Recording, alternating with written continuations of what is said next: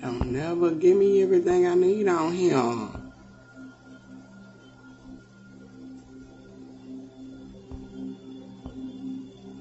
Oh, it's right here. Never mind.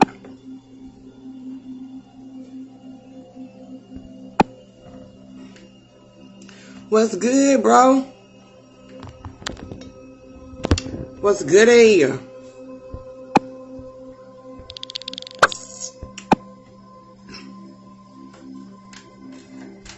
How you doing on this Friday? Turn this down some.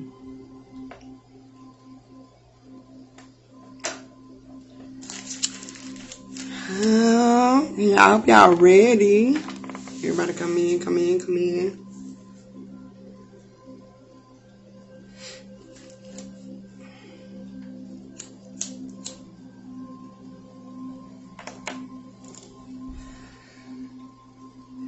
Got a slight headache, but we gonna push through. And your girl cut her lip, y'all. I'm gonna cut myself. What I do with my tray? What the hell is my tray, y'all? Yo. Is that weird?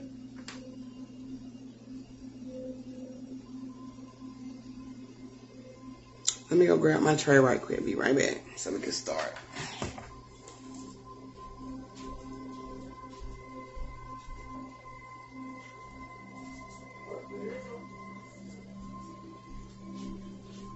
Now, what did I do with my ashtray? That's just weird.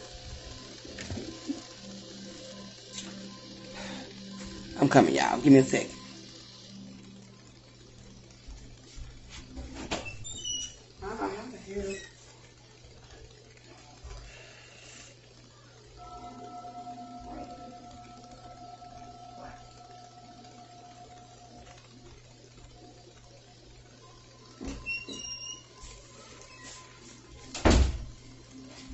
Whew.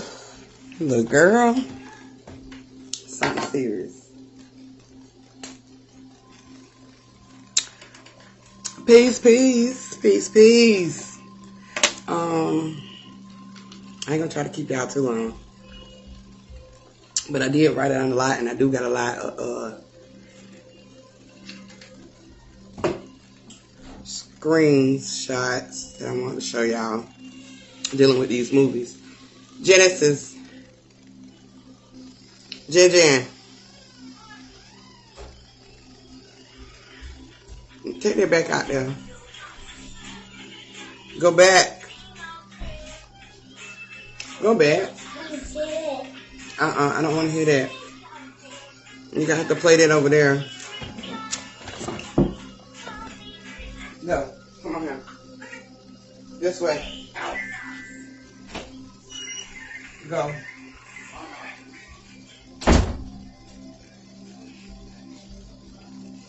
Try to be nice to the little lady. Whew.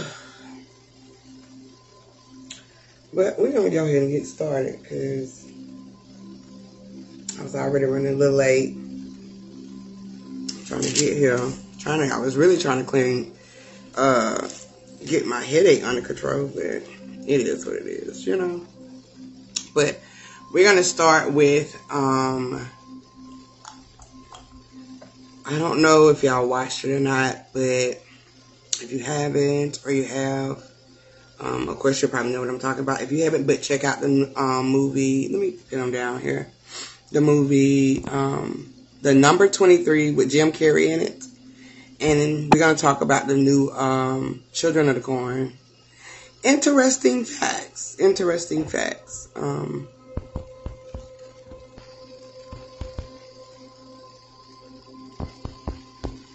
Oh, snap. I don't mess around and put something else on here.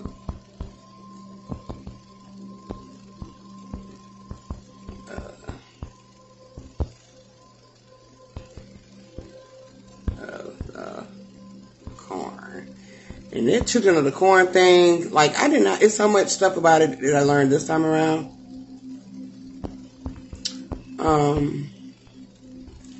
It caught my eye this time.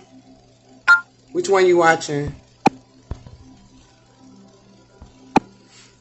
Which one you watching, Nick?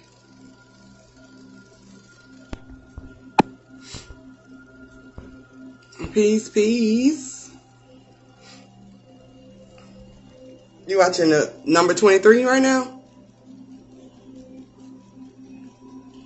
You know we got to watch. Girl, I was trying to rewatch Children of the Corn last night, even though I watched it, but I just wanted to, make sure I had everything for that one, which I think I got pretty much what I need for it. It's pretty much self-explanatory, but I just want, how we do, just show the little, the gems that was dropped in the movie, the symbolism behind all of it. So, yeah. If you have not watched it yet, please check it out. I mean, I'm a horror fan anyway, so I like a lot of horror movies, and like I said before, a lot of these horror movies, period, have a lot of gems in it, and a lot of people, we might overlook them because, the entertainment of the horror movies, the storylines and stuff like that, but they actually have a lot of deeper meanings. So we're going to start with the number 23 first. First thing first, we know that, with the 23, okay, it is symbolic for other things, such as the Psalms 23, and we're going to get into that too, and there's other artifacts dealing with the number 23 that, play out here, that has played out here in this journey. But we're going to stick to the numerology right now, and then I'm going to break it down later on in my notes because I have it. If we're breaking it down, just a simple term, with the 23, we break that down to 5, okay? You add it up and it's 5, okay? That 5 is always going to be symbolic to balance, creativity, love especially is heavy with the number 5. A new beginning, a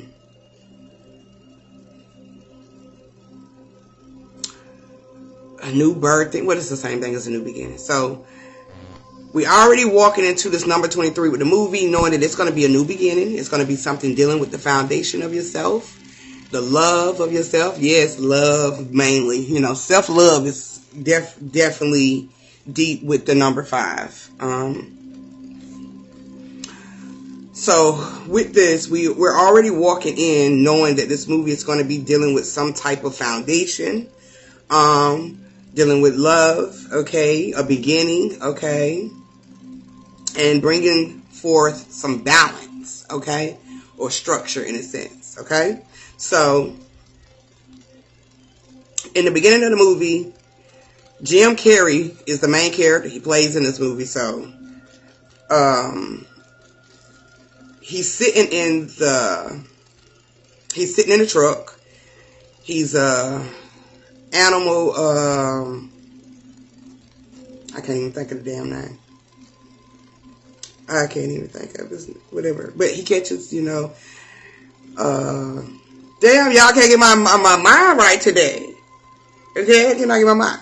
But anyway, he catches dogs and cats and stuff like that is, strays and stuff like that. So I can't think of the right term for it right now, but we all get the picture. So he's sitting in the truck, and as he's sitting in the truck, he has a red cup in his hand. We're going to get into red too, a little bit more, versus what we've already gained from the knowledge of red, the symbolism behind it. We're going to get a little bit more into it, okay? So he's holding a red cup. Automatically, we know we're finna deal with something in the foundation. We know that red deals with our roots, okay? It deals with the foundations of us, okay? So we already know that we're finna walk into something that's dealing with the roots, okay? That's dealing with the foundation, dealing with Jim Carrey, okay? He is radioed, and when he's radioed by one of his supervisors that, work inside the building of his job, his unit number is number 5, okay? We go 5 again. All right. So that goes back to the 5, dealing with the foundation, dealing with love. dealing with balance, you know, dealing with did I say foundation? Beginnings, okay? So, and I'm starting to think that 5 also deals with not only just with the foundation, but, you know, that roots, okay? That roots. And we already know that 5 deals with the love, so it also, to me, can be symbolic for the color red, all right? Your apartment number is number 5. Girl. And it ain't by coincidence either that you're in apartment number 5, okay? Because when I researched the numbers for my apartment, when I broke it down, I understood why I was here in this, you know, the number of my apartment, because mine is 202. All right? When the lady calls him in, you know, she's telling him, you know, there's a loose dog. They need him to go, you know, catch this dog or whatnot, okay? He's unit number 5, all right? And when she's saying it, you know, he looks at the radio, and it has 23. So he's on the station 23 on his radio, okay? Which is how he gets his signals, you know, how they call in, okay? To let him know, look, we need you to go here, we need you to go to there. And you had surgery on the 5th, okay? Your new beginning. Girl! Let's not get like Jim Carrey, because he was addicted. I'm just right. Say he was addicted to number 23. And don't let us forget, Michael Jordan number was number 23 too, okay? Michael Jordan, okay? It's everywhere, okay? But this movie is actually very deep. It is deep. You really have to pay attention. Because it should just be coming out left and right, all right? So after he goes catch this dog, right? He's going to catch the dog, got a complaint. The dog represents, you know, the beast in the foundation, all right? And we're going to get more with this dog too, because he got an even more heavier meaning, you know, for his, you know, his name and his purpose in this movie, okay? The dog name is Ned, okay? He has a wife, okay? Jim Carrey has a wife, and his name is Sparrow, okay? His last name is Sparrow, okay? Walter Sparrow, all right? He has a wife, and her name is Agatha, okay? And she owns a store, you know, a bakery, and all of that, okay? And the way that, you know, the way that she boxes her cakes and stuff like that, you know, she ties them with the red bow. So here we go with this red again. Red, number 5 and 23 is heavy in this movie. All through it, okay? Agatha also means, her name means good, okay? And we're going to understand what Agatha's purpose was too, because it all makes sense at the end, all right? Because you really have to watch the movie to understand, okay? Now, she goes and, you know, she's meeting him for his birthday or whatnot, okay? All right? And when she's meeting him at a library, a bookstore, okay? And while she's waiting on him, you know, because he's chasing this dog and he's trying to get this dog, you know, detained. And, you know, the dog ends up biting him on his arm. The dog ends up running away and ends up running to a grave site, all right?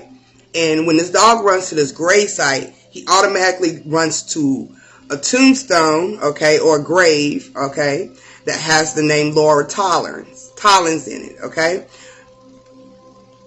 So, Laura Tollins is someone that disappeared. They didn't find a body, you know, but they do have a grave marker for her. We're going to get more with Tollins in a minute, okay? His wife ends up buying this book, okay? And the book she ends up buying, okay, is the number 23. And it's a red book, okay? While he's getting, you know, he meets his wife.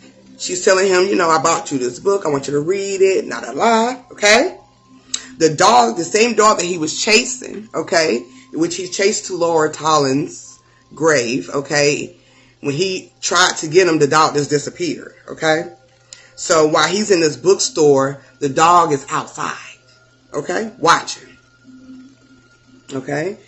His birthday was February the 3rd, all right? February the 3rd, if you do the second month with the 3, here we go with 23 again, okay? Which is equaling up to that 5, okay? So we going deep into this foundation. Now we getting into the book, okay? Now we getting into the book, okay? He's reading this book, and the more and more he gets into the book, okay, he's starting to feel like that this book is about him, okay?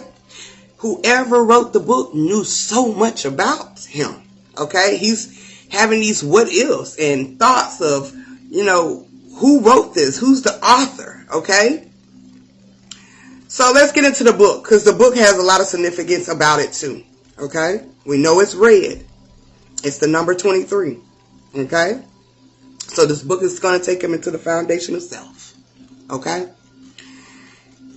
The first part of the book, you know, he gets to reading it after he realized, you know, thinking like, you know, this is somebody, this story is so much about it just resembles my life, right? He eventually meets a lady in the book where he's reading in the book, you know, this is Suicide Blonde character, okay, that he describes that's in the book. That's a character in the book. He's talking to this lady. When he first meets this lady, she's on a chair. She's about to kill herself, all right? She's about to commit suicide, all right? Now, all of these characters are significant, so pay attention to them, okay? They're very significant when it goes back to Sparrow, okay? Suicide Blonde, okay? She was a good person, but she wanted to take herself out, and she was obsessed with the number 23, okay? She was also symbolic to the woman in red, okay? The woman in red, okay? That is also symbolic to the foundations of the roots, okay? Remember, we talked about the feminine energy lying in the roots, okay? That's why it's the woman in red, okay? So diving deep within ourselves, okay? He's talked to Suicide Blonde, you know, talked her out of committing suicide, okay? Understanding her truth, letting her talk, okay? Gaining the understanding about, you know, not really gaining the understanding right then, but just listening to her truth, that trying to understand why she's so obsessed with the number 23, okay? So he felt like he was doing a good deed by listening, only for her to still kill herself, okay? As she was, you know, showing him all of this before she killed herself, you know, she was showing him, you know, all of these, you know, writings that she put on the wall, that every word dealt with number 23, including her name, okay? It all played out to the number 23, counted up to the number 23, okay? She also, you know, was showing him the alphabet, and, you know, each letter, you know, had a number, which a lot of people do this today, okay, when they deal with numerology and they're decoding it, you know, especially with letters. They deal with the numbers of each letter, okay, because they all are symbolic, okay, to numerology, okay. W is the number 23. It's the number 23 letter in the alphabet, okay, which to me felt like when I seen that number 23 dealing with the number, the letter W, I felt like this was a sense of wholeness, okay? A sense of the what else, you know, wonder, okay? Word, all of these things that lies in the roots of self, okay? So, he's analyzing this book. He's, you know, he's thinking about, you know, what he just read about the Suicide Blonde, okay? And as he's reading, you know, he's at the park, and he's starting to see this number 23 everywhere, okay? He's starting to see it everywhere, okay? The two players that walked by, each one of them had on a jersey. Their numbers together was 23, okay? So he's starting to see 23 everywhere, okay?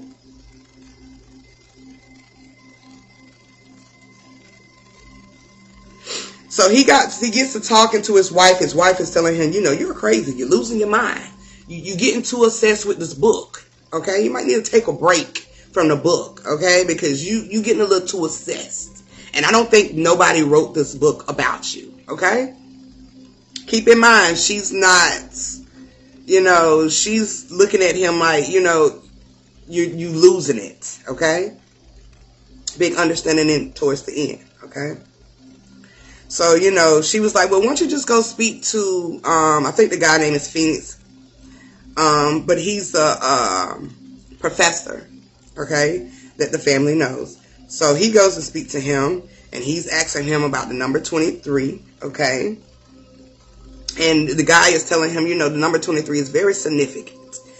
Even in certain religion, in certain cultures, okay? Number 23 can be like a bad number. Also, you know, reflected as the number 13, okay? We say 13 is a bad number, especially on Friday, okay? It's a cursed number. So he was letting him know the backstory of the number 23. But also, you know, don't get too caught up in it, but continue to read, okay? Continue to read. If you think this book is about you, continue to read it, okay? So as he's talking to him, he was like, what if the number 23 is God? Okay? What is the number 23 is God? Saying something that he didn't even know at the time, okay? The professor goes on to say, well, you know, with these numbers and stuff and getting so caught up with the what ifs and the assumptions, okay, and the culture and people believing, okay, certain things dealing with numbers is just a magical thinking, which is very, very powerful, especially in this existence, especially in this journey. Anything that you believe, okay, is a magical thinking, okay, and it's going to project out. That's just like if you believe in religion, okay, and God as an outside source of Jesus, that's your belief, and that's what you're going to project out, and that's also what you're going to see when you transition, okay? If you believe that you are God, that's going to be your magical thinking, and that's what you're going to project out, okay? So what is really this magical thinking? Is it really a wrong or a right way to think, in a sense, okay? Because it's all based off of what your thoughts, okay? Also, another example he gave with the magical thinking, it's like praying to God for help, okay? You praying for God for help, and you believe that God is going to help you. That's magical thinking, okay? That's the belief. I know a lot of people like to say, you know, I don't like to use the word believe because of the belief, be lied to, okay? Yeah, we break down words certain ways, but sometimes these words be put in play because it's actually what it is, okay? Your belief, okay, is your projection, okay? You cannot say, oh, they believe in God and I don't, but you believe that you're God. That's your belief, okay?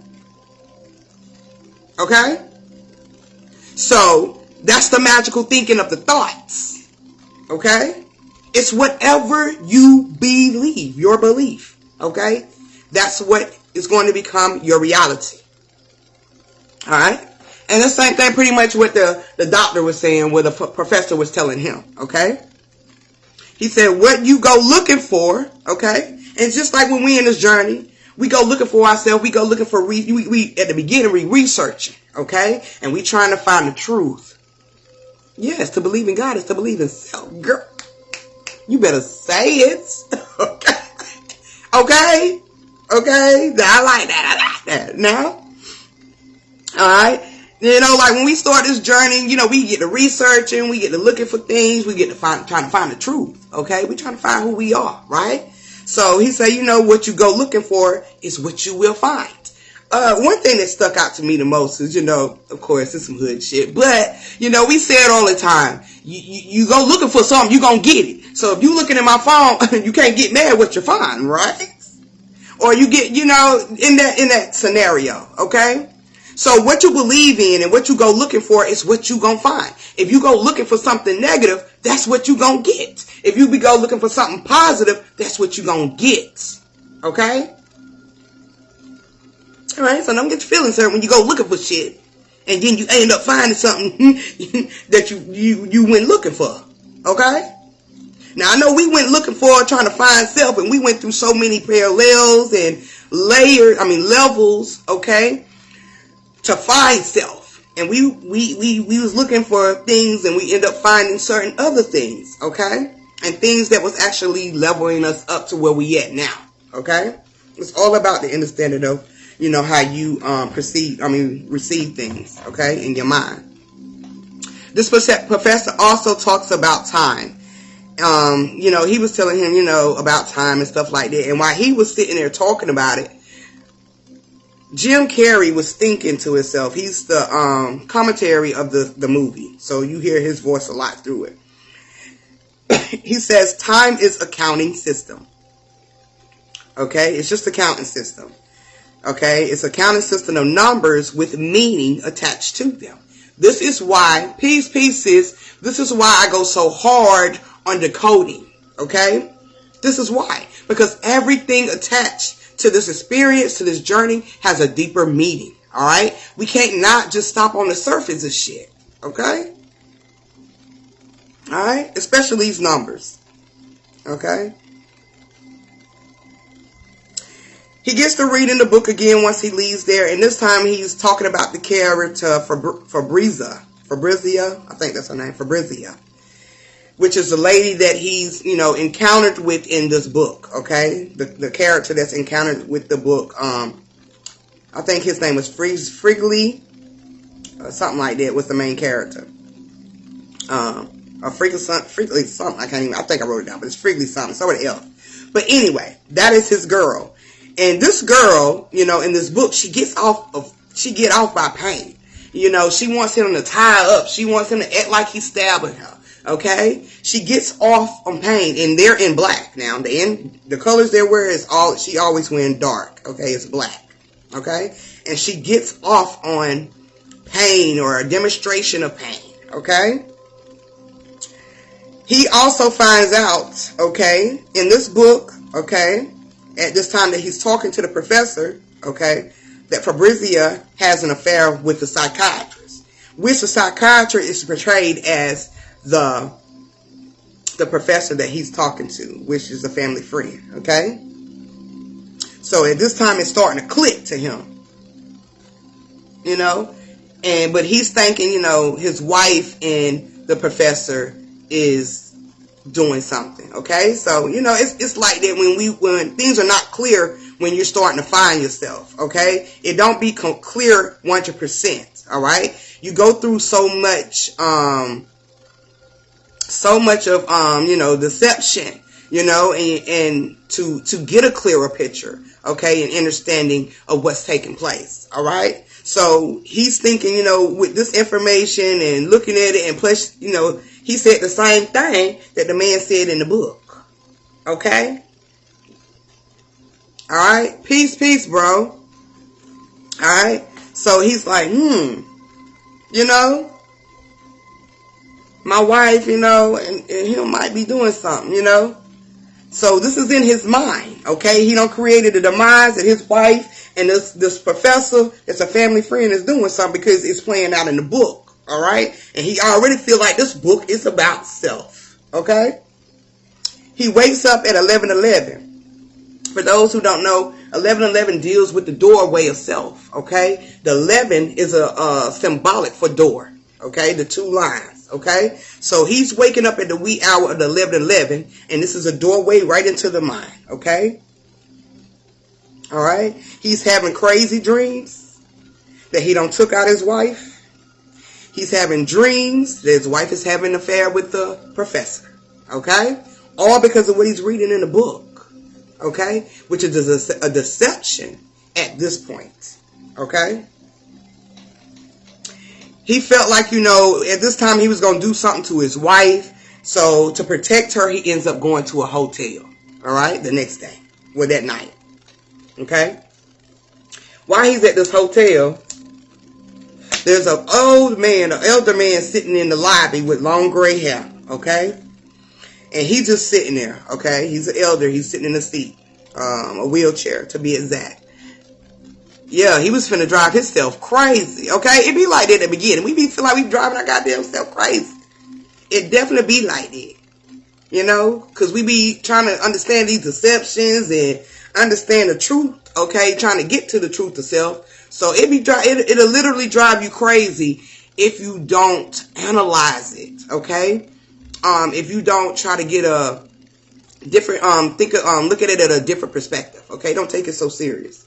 But we definitely do go crazy, because I definitely know I had a couple spells in the beginning of my journey, okay, when it got back to self, and I felt like I was losing it, all right, only to realize that I had to go through these demises that I've created and that I've had in my mind, okay, which are deceptions played out here, okay. So yeah, he literally about to drive his fucking self crazy. So he like, I got to go to a hotel because I feel like I'm about to take you out, so I got to go, okay. While he at this hotel, the dog, the same dog that he been chasing, is at the hotel, okay, sitting outside watching him, okay. Now this dog is starting to follow him everywhere he go, okay. He's starting to follow him everywhere he go. All right. So when he see this dog, he start chasing him. All right. And he trying to take the dog out. He like, yeah, I'm gonna get you today. I'm gonna get you today. All right. He trying to get the dog. So he follows the dog, and when he follows the dog go right back to the grave. All right. The same grave he chased him the first time. All right. So when he chased the dog right back to the same grave that's at the same marker, okay, he ended up shooting the dog with a sedation, giving him a little shot to put him to sleep, right? At this time when he do that, the priest and the gardener comes out, okay? They trying to understand, why is you shooting this dog? What's going on? And he was like, I had complaints about the dog, so I've been trying to catch him, all right? So the priest and the gardener begins to tell him the significant story dealing with this dog, all right? Peace, sis, what's good? Yes, I was a little late, so you on time, okay? We still on the movie, The Number 23. So he like, he telling him about the dog. He was like, what's so different? Y'all know the dog? This y'all dog? And he was like, yes, it's not a dog, but we take care of him. The gardener do especially. He watches over the dog, okay? The gardener does, okay? And he said, Ned is also the guardian of the dead. Okay?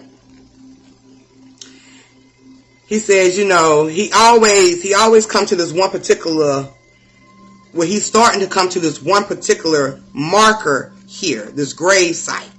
Okay?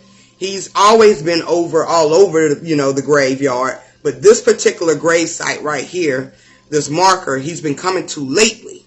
Okay? The priest says, describing his name as the guardian of the dead, okay? And if you look up the guardian of the dead, it just goes back to Anubis, the god Anubis, okay? We all know what Anubis is and who Anubis, what Anubis is symbolic for, okay? But if not, okay, we're going to get a little bit more into him, okay? Not only does Anubis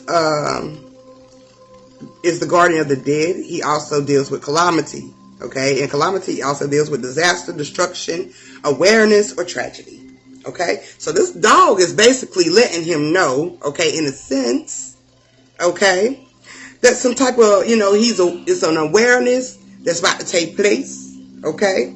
Dealing with this Anubis, the god Anubis, okay? There's some type of awareness about to take place, okay? Which is going to cause some type of havoc, chaos, okay? Destruction, because you have to go through this when you trying to transition or you trying to be a new beginning. You have to go through the chaos, right? Right, yeah. That's what came to my mind. When he said that, I said, oh, okay, so this is what Ned is all about, okay? He's the Anubis in the movie, okay? So he's letting him know, in the same sense, you finna go through a major awareness, which is going to be a little chaotic, okay? And it's going to cause some destruction, but this destruction is going to be a new beginning, okay? All right? Now, on this grave, because Jim is all with 23. He's seeing it everywhere, okay? He's seeing it in every numbers. He's seeing it in letters, the words, people names. He's seeing it everywhere, okay? So when he's finally paying attention to the Lawrence Hollins grave marker, which is where the dog ran back to, he's looking at the dates, okay? And when he's looking at the dates, they all add up to 23, okay?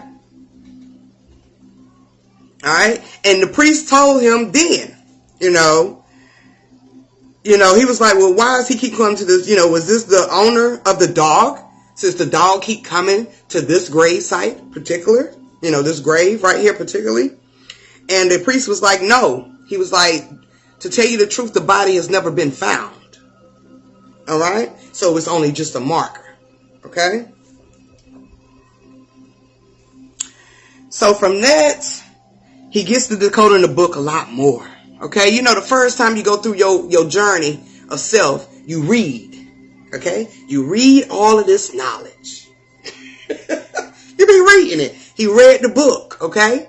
He's reading it. Now he's starting to decode this book. Okay? Because the book is a representation of yourself. Remember, you are the book. Okay? So he done read his book. Now he's starting to decode the book, which is decoding self. Okay? Alright, so he's trying to figure out, who wrote this book? Who wrote this book? Alright? He ends up finding out the story, what happens to Laura. Okay? Which was also a deception. Okay? And he goes and visits a guy who is actually arrested and charged and in jail for her murder. Okay? Peace, sis. Okay? What's good? So, he goes and talks to the guy, and the guy is like, he's trying to tell him, he's like, I know you wrote this book. I know you wrote it. And the guy's like, dude, I don't even know what the fuck you're talking about, basically. Okay? I don't even know what you're talking about. He was like, but I love Laura. Okay? Well, Lauren. Okay? I didn't do anything to her. I was framed. Okay? And I'm in here, and I'm not guilty. I'm innocent. Okay? So, Jim, well, Sparrow is his name. Walter Sparrow is his name. He's like, damn, I'm really starting to believe him. No matter how hard he go at him, the dude is like, yo, you tripping. You really tripping. That's not my book. I didn't write that book. But he definitely gave him the name of the author. Because the author he was thinking was Topis Kretsis or something like that. That's what he was thinking. But the man was like, well, whoever wrote the book, and if I wrote a book about murder, I wouldn't put my name as Top Secrets. So right there was another trigger, another awareness going off, okay? It's like a ding ding, a light came on, okay? So he's like, oh, so that's Top Secrets. Damn, okay? So he begins to look into the author, dealing with the name Top Secrets, okay? He ends up finding out the location, okay? Like a P.O. box. And the back of the book with the son had also let him know that it was a P.O. box address at the back of the book, and maybe we can find Top Secrets and ask him about this book. Because, of course, Jim at this time is like, he's losing it.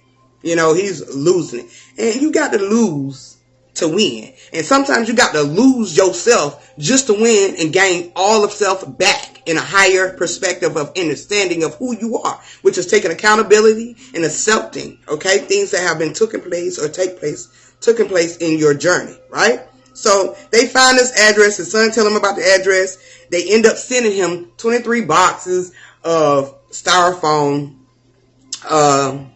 things that you put in, shipping and stuff like that, right? So they end up finding, going to that P.O. box and waiting to see who was going to show up. A man end up showing up, but before then, let me go back. Because the wife said something to him too, okay? And she was like, what if we're not even waiting on a man? This could be a woman, okay? He was like, we don't know who we're looking for, okay? Because, of course, the author name's Top Secrets, right? So he was like, yeah, you're right. But a man ends up showing up, and the wife is like, I swear, this look like this is our guy, So they go into the mail place, and they confront the guy. As they are talking to the guy, he automatically recognizes Sparrow. And he says, you're supposed to be dead. Okay? You are supposed to be dead. So Sparrow, at this time, he's confused. He's looking like, what is he talking about? I don't even know this guy. You right? The guy ends up taking himself out. just literally just sliced itself, right? Okay. The wife stayed behind. The husband, she told her husband and the son, go home, just go. I take care of this. He needs a hospital. Because at this time, girl, she had me in a demise and a deception. Think she had something to do with this. Okay. So she ends up staying behind, trying to, aid the man. And at this time, as she's aiding this man, he's telling her to go to the institution. Okay? Go to the institution. And he gave her the address and everything, telling her the name of the institution. She ends up going to the institution. When she goes to the institution, she finds his office. His office is walled, is filled with 23, okay? 9/11, they got all of that number dealing with 23, okay? All these major events that has taken place in life, okay? Peace, fam. Peace, sis. What's going on with y'all? All of these major connections is dealing with the number 23, okay? A lot of artists had died, important people, died with the number 23, okay? So they got a lot of that going on in there, okay? I'm going to show y'all the pictures too, to give y'all a visual of these walls as well too, okay? So she ends up going to this institution. And when she goes to the doctor's office, the one that tells her to go to the institution, she sees all these numbers that's basically 23. So he's doing the same thing that her husband is doing. So she's starting to, put two and two together. Like, what is going on with this number? Why are they so obsessed? She ends up finding the file that he directed her to go find in his office. When she found the file, she realized that the file was connected to her husband. All right? Okay, we be so in we be in denial, not even denial, you be so blocked. Sometimes we block things from our memory, and we put it so far back, okay, that it was, it'll cause you not to remember, in a sense, okay? So she's reading the file and realizing what her husband was saying was true. That the book was about him. Okay? She ends up still going, getting his file and finds the room that her husband was in when he was in the institution. The number 23 was all over it. Okay? The whole book that he wrote was in that room, except one chapter. Okay? 23 wasn't there. Okay?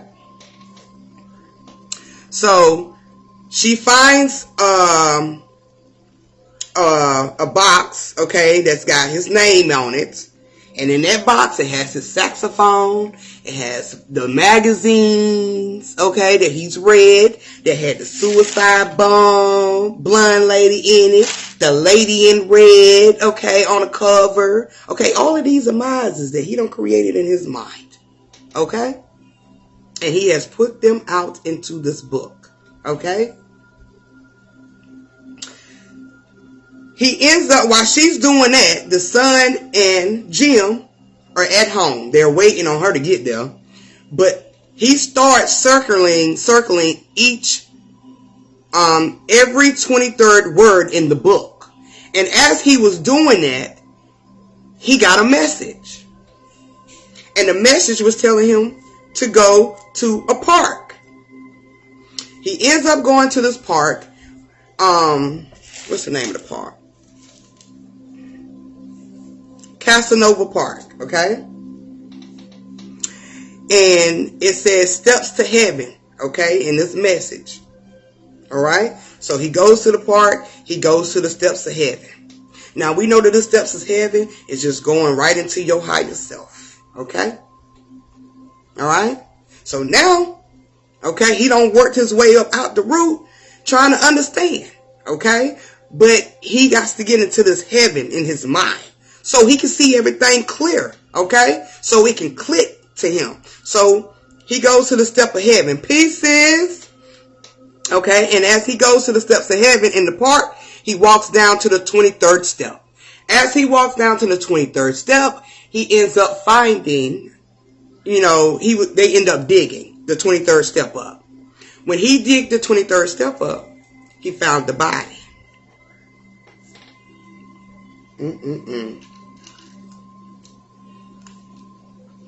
Found the body, him and his son, because he got his son, his son starting to get assessed too, It trickled down, It trickled down to our kids, what we do.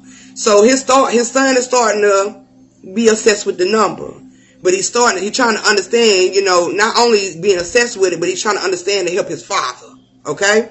So the son is also that childlike energy, okay? It is also his higher self, okay? Which is going to help him to get to what he needs to find within himself, okay? Which deals in that red, in that root, okay? So he digs up the body. He sees the body. They go to the nearest payphone, and they end up calling the cops. In the mix of why they're calling the cops, it's already somebody watching. And the person that's watching, they end up taking the body. They end up taking the body, okay? So his wife ends up meeting them there because they're talking to the cops. And so, his wife ends up showing up there, and she ends up showing up there with the professor. Okay? The same one that he thinking that this motherfucker sleeping with. Okay? Because he's losing it. Trying to find and understand what is up with this book because it connects to me. Right? But as he's, they get in the car, they go home. He looks at his wife's hands and realizes she got dirt on her hands. It's a lot of us parents will have dirt on our hands just to keep our kids or family, okay, from going down this road of destruction, okay? At this time, the wife don't find out, okay? She don't read his book. She knows who he is. She knows his past now, okay? But the man that she's with is not the person in that book. Okay? So she's got dirt on her hand to protect her husband. Okay? And to protect her son. Alright? He sees it because he's aware of everything now. He looking at every goddamn thing. He can't trust nobody. Okay? Except his son. But he's already looking at his wife kind of crazy because, other things in the book. Okay? So, he tells her, he said, I know you was at the park. He said, you took the body, didn't you? Right? She tried to lie about it. She tried to lie about it. And he was like, you're lying. You're lying. I see it. It's all on your hands. You tried to wash it off. So he grabs the knife. Okay? He's willing to kill his wife to gain the truth, okay? When she's trying to protect him, okay? From his past. Alright? She ends up spilling the tea and telling him, yes, I took the body to protect you. And he was like, why? Why? Why? He couldn't understand why she would do that, He was like, are you the author? You're the author of the book, He got there going through his mind, analyzing the shit that she was saying in the last course of days. Alright? And he like, yeah, you're the author of the book.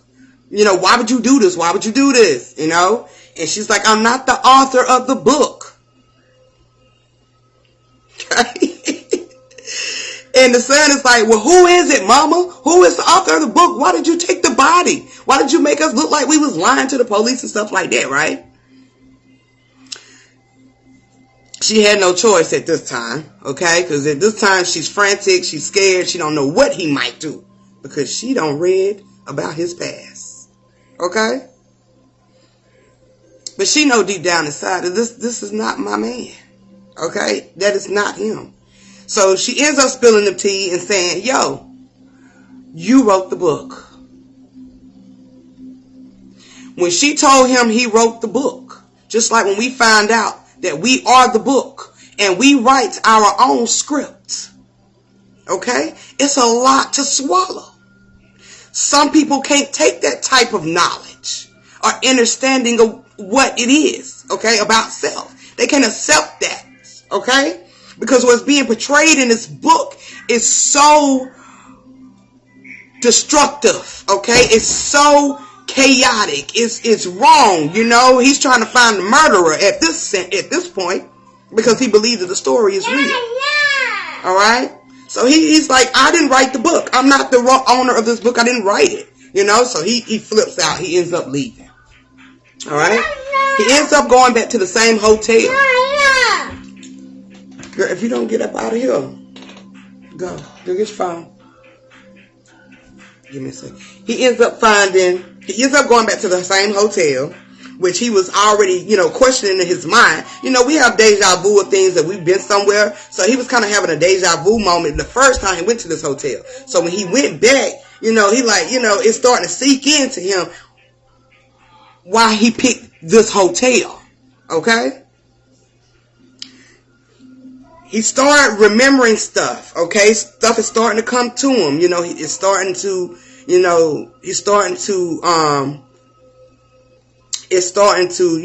are starting to come to light, okay? It's starting to surface in his mind, and he's trying to understand because he's trying to grasp what is going on, you know, in his mind. How did he do this? You know, how did he write the book? You know, he's still questioning himself, all right? He ends up tearing down the pictures, you know, the stuff on the walls, because he ends up seeing something that kind of flashed in his mind, okay? And as he was in this meditative state, and he realized that the walls were covered, okay? So he ends up taking the covers off the walls, the panels, you know, the wallpaper off the wall. And when he took those those wallpapers down, which was covering up the original wall of self, it had the number 23 on it. It also had the chapter 23 on it. So we finna go into this root, okay? All right? 23, okay?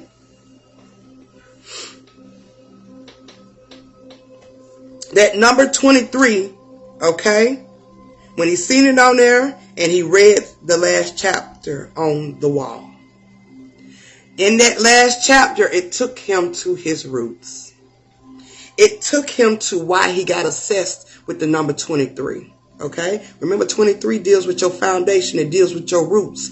It deals with your the love. Okay? It deals with the new beginnings. Okay? So he's diving back into this roots, okay, and trying to understand this 23, okay. He's read it on the wall, and it's taking him back to the origin of self. When he gets back to the origin of self, he realizes, okay, how the number 23 came into play. His mother died.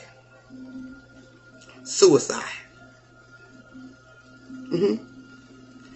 His daddy couldn't take the fact that his mother died. So he killed himself. Suicide.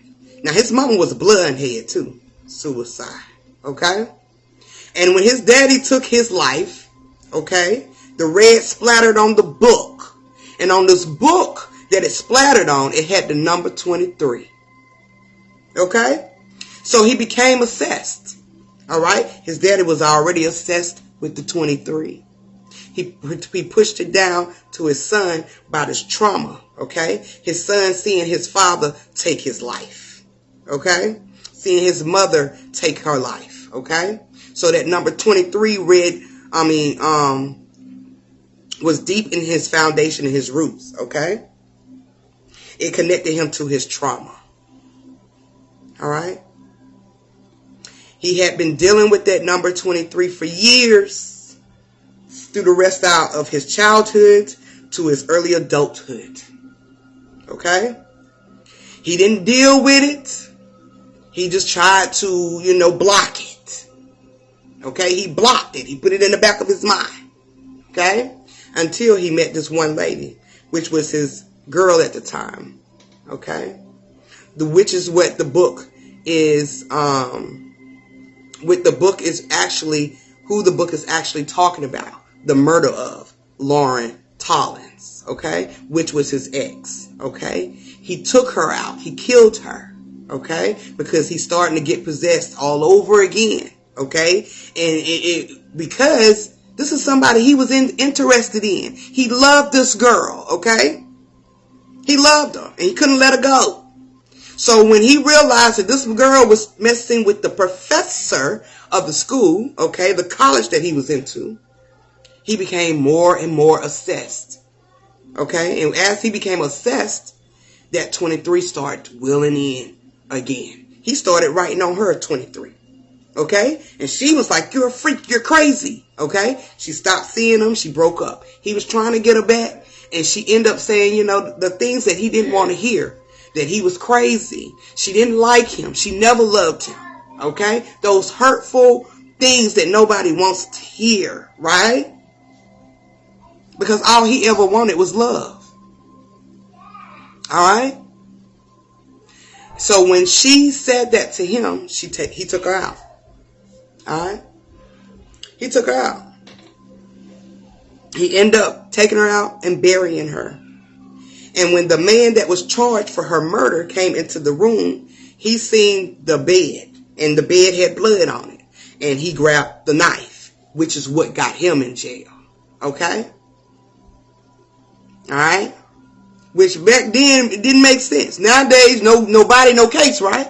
But he had the knife in his hands, and it had his fingerprints on it. So he went to jail for that. Okay? Now that Sparrow, okay? And I like calling him Sparrow because it's all about flying high, okay? Alright? And he's reading and he's analyzing. He's going deep within himself and realizing the truth about himself and what happened, okay? He done blocked all of this trauma away, as a lot of people do, because they don't want to face it, alright? But one thing about this trauma, it keeps coming back up. Just like the number 23 came back, okay? Just by his wife buying a book in the store, okay? You can never run away from your past.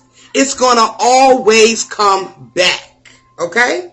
And that's why you got to be prepared for it. That's why you have to have the understanding, okay? And take accountability of your past, all right?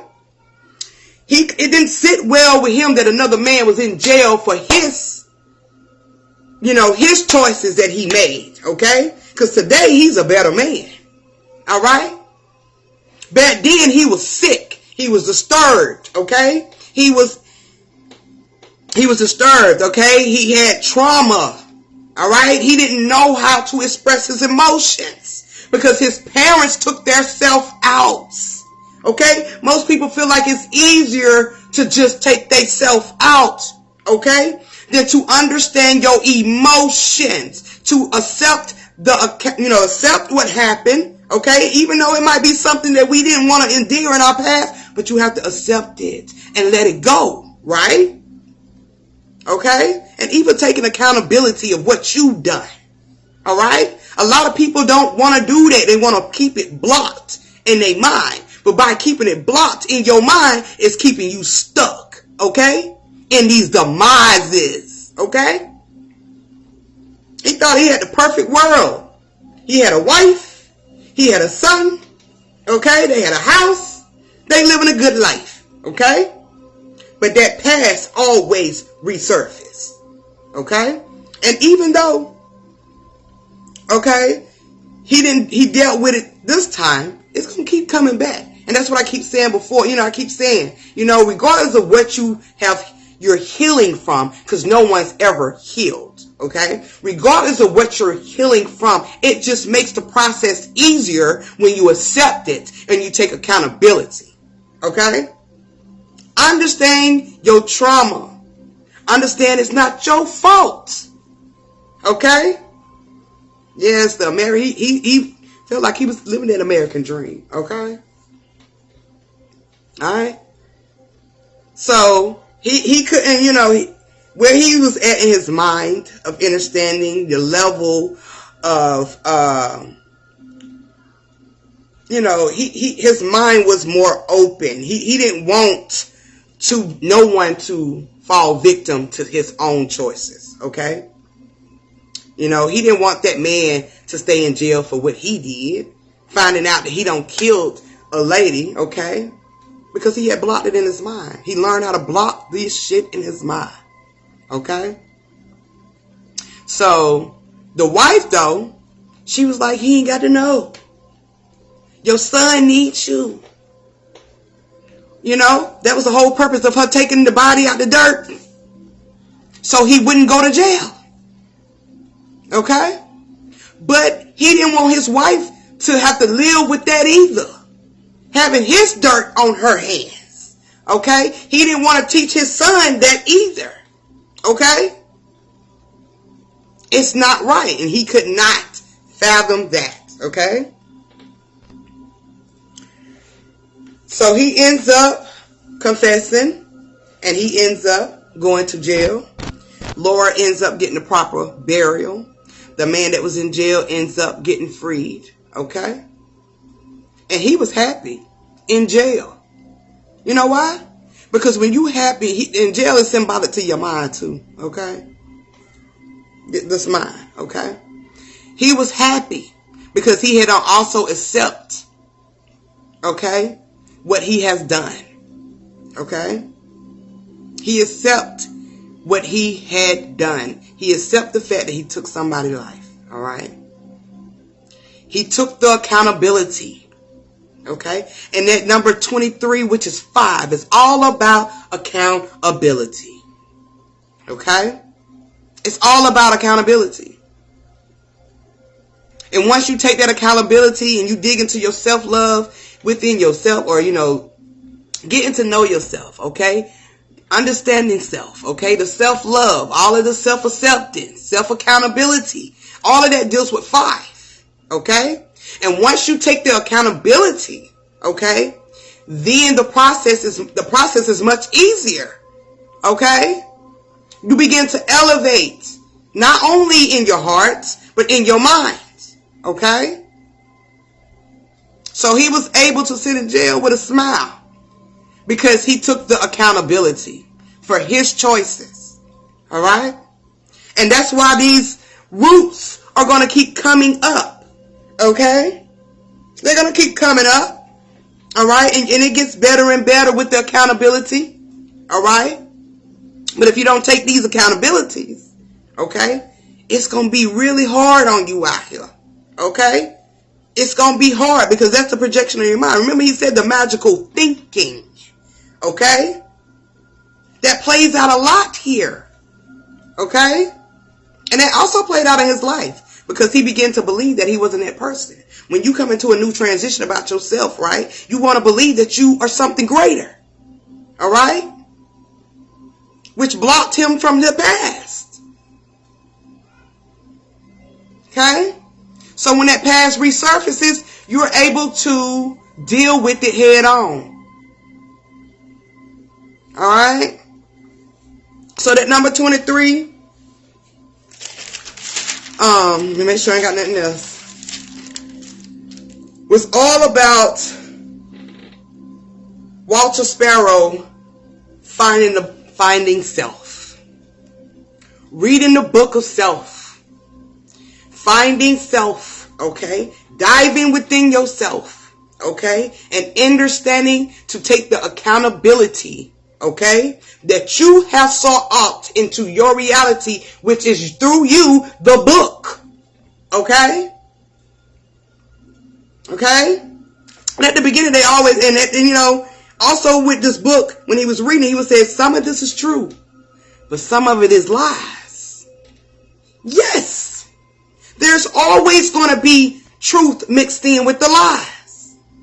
Okay? But you have to understand, you have to get to a space in your mind so you can always see the truth. Okay? Because there's going to always be some lies somewhere. Okay? It's going to always. All right? And these lies are illusions. They're demises. Okay? That we create in our own damn mind. All right? Now, I'm going to show a couple of pictures of this movie because Jill was, he that nigga. Oh, you know what I'm saying? He that nigga, y'all. You know? This is one scene that's dealing with him, and I think her name is Fabrizza. I might be saying her name wrong, y'all, but based on always based on a true story. Yep, we be in our own damn way, and he definitely was in his own way. Okay, you see the number 23 in that. Okay, I don't know if they got these pictures small on here, y'all, but if so, I just reshare them on a post. Okay, but the 23 is right there. Okay, there's Jim and it's the girl Fabrizza, and you know the one, that lady that loves the pain. Okay, she loves it. All right. With that pain, it comes, no pain, no gain. All right? That's the symbolic to that. That's the symbolism of that. She loves the pain. She loves it for it to be interacted. She gets turned on. Okay? And I feel like with us in this journey, we have to endure pain just so we can gain a higher perspective about ourselves. Okay? That greatness that we're trying to project out about ourselves. You have to go through this pain. Okay? Okay? But Fabrizza was definitely like, yeah, baby. Act like you killing me, baby. Okay? Strangle me. Okay? This is Sparrow. The character, Walter Sparrow. You see how he's decoding everything.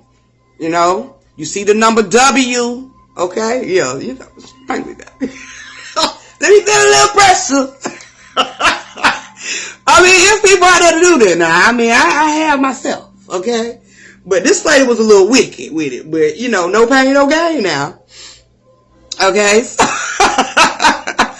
So, you see the number 23 up there with the number, the letter W, okay? So, he's decoding his name. And so it's apps out here, things like that help you with decoding with this. But all you got to do is write it 1 through 2, 3, with the alphabet. And that's just what it is. So he's decoding it and he's breaking it down, okay? And when you decode, like I've been saying for a while, when you decode, you not only do you get a deeper understanding about yourself, but you get a deeper understanding about this experience, about this journey, okay?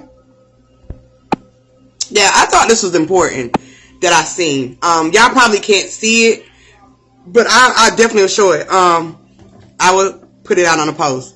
But where his hands lie, okay, it has the god Thoth name right there. Now, we know the god Thoth deals with wisdom and knowledge, okay? So, it's not a coincidence that he has this played out right there, okay, between his hands, okay? Because this is where you're going to gain your wisdom and knowledge through this energy, okay? Alright, he's decoding. He's starting to get this wisdom, this knowledge on a deeper perspective. Okay? This is the book. Okay?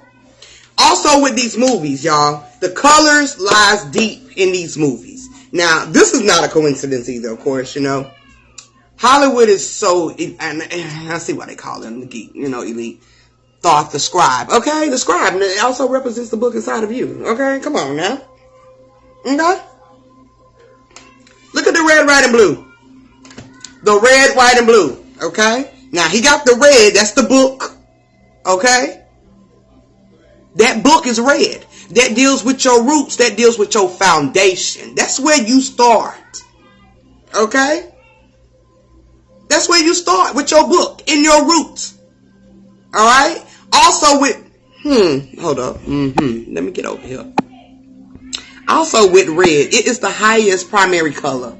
Okay? The highest primary color. Okay? Remember before when I said, that the chakra system, the way they put it out now with the violet or purple at the top, if you switch it, that is the original state. Red is going to always be what it needs to be. Rule down. Okay? Also with the 23, okay? We speak about this. We've read this, okay? Dealing with Psalms 23. It's all about you walking through the valley of death of yourself, okay? This is what Psalm 23 is all about. You walking through your valley, okay? You, okay? This is what it's about. Okay? Which is also one of my grandpa's and my sister's favorite verse. Okay? Because it's all about you walking through your valley. You. Okay? And it gave me chills. That shadow of death. Come on now. The shadows deal with you in your roots. Okay? It deals with you in your roots. Okay? Your reflections, your creations, okay? Your thoughts. That's your shadows that you have to reflect on, that you got to face. Okay? And they speak about the shadows in this book too. Okay? Okay? So, Jim, he don't face his past, okay? Understanding it. Taking accountability. Also, he can let it go. Okay? Also, he can let it go. He's doing his time, so he can let it go. Okay? Alright? It was another part also before, well, we just gonna let that go. Because I was just talking about the bus that he was about to get hit on, but I forgot about it. Because at the end, before he goes to jail or whatever, he's finding himself, it's like he's going through a trance, like, oh, this is about me, I did all of this horrible shit. When you find out all this information about this stuff about yourself, when you get in tune with yourself and you get into the foundation, the roots of yourself, a lot of people don't, like I said, they can't understand, they can't take that information inside of you. Your information, okay?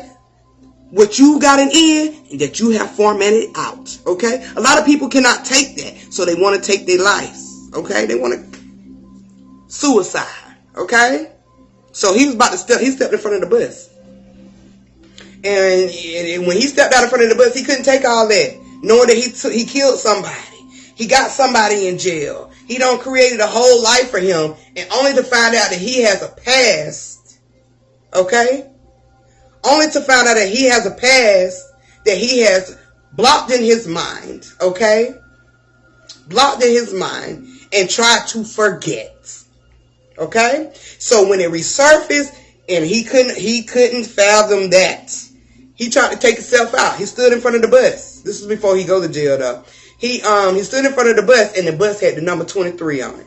Come on, foundation. Come on, roots. Okay? Now, this bus about to take him out. Because a lot of people, roots and their foundation, take them out. Okay? Can't sip that tea. They don't want to sip that tea. Okay? But by the grace of his son, okay, as we say, by the grace of God, his son calls his name, which wakes him up. And he moves out the way. This rebirth. Okay? There's got to be a new beginning. I got to do what's right. Okay? Reminds me of that enemy erased I saw by erasing the roots. Yes! You can't even pull the roots up. How many trees have you seen cut down? Them roots still up under the ground. Okay? You got to dig something up. You got to go right. You got to keep digging and keep digging to uproot that tree. Okay? Because these roots run deep. Okay? So yeah, that's all about that. Let's talk about this red right quick before I get to the children of the corn.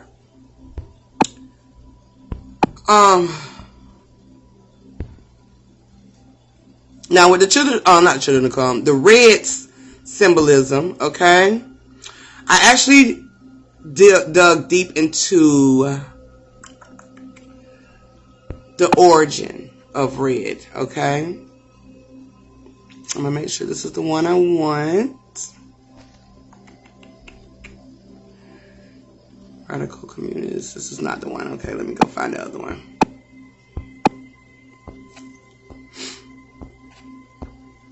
Okay.